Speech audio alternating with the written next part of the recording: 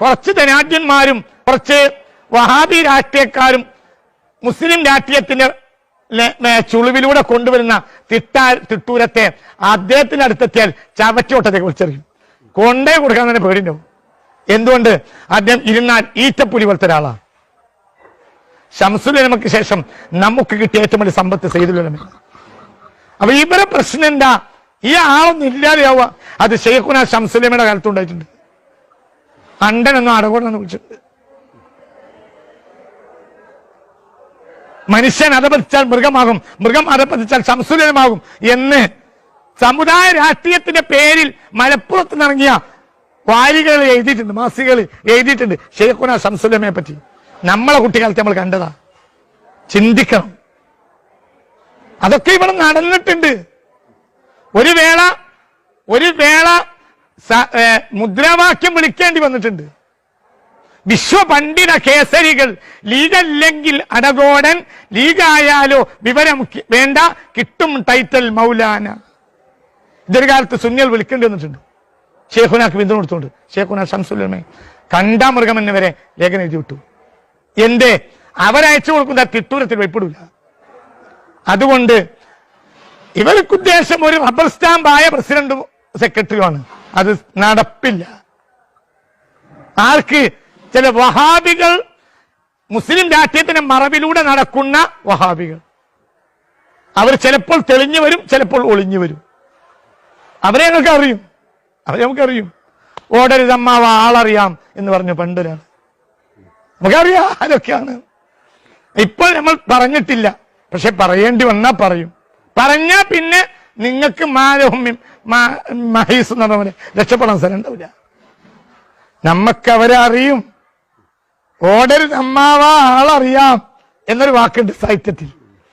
ഇപ്പോൾ പ്രശ്നക്കാരായ വഹാബികൾ ആര് എന്ന് സുന്നികൾക്ക് അറിയും.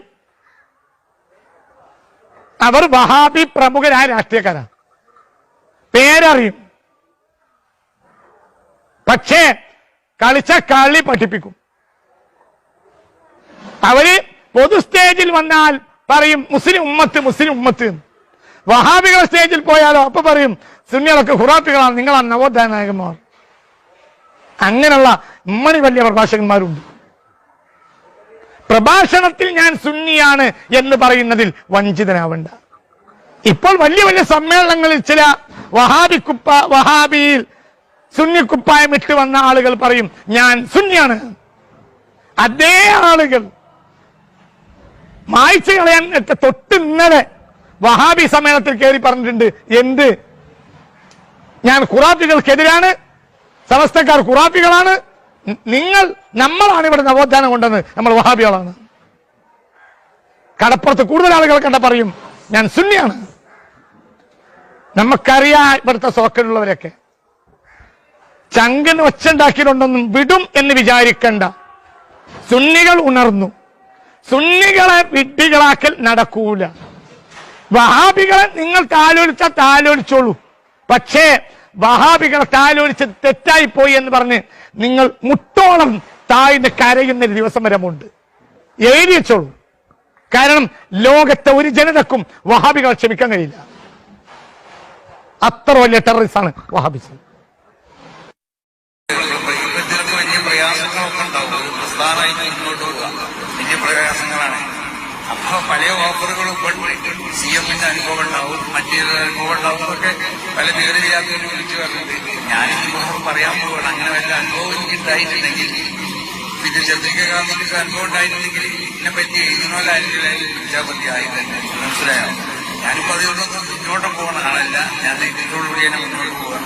അങ്ങനെയാണ് മരണമെന്നുണ്ടെങ്കിൽ ചിലപ്പോൾ അങ്ങനെ ആവും. നല്ല തീരുമാനം വഴി മരിക്കാൻ മക്കളെ കൊച്ചിരിക്കട്ടെ.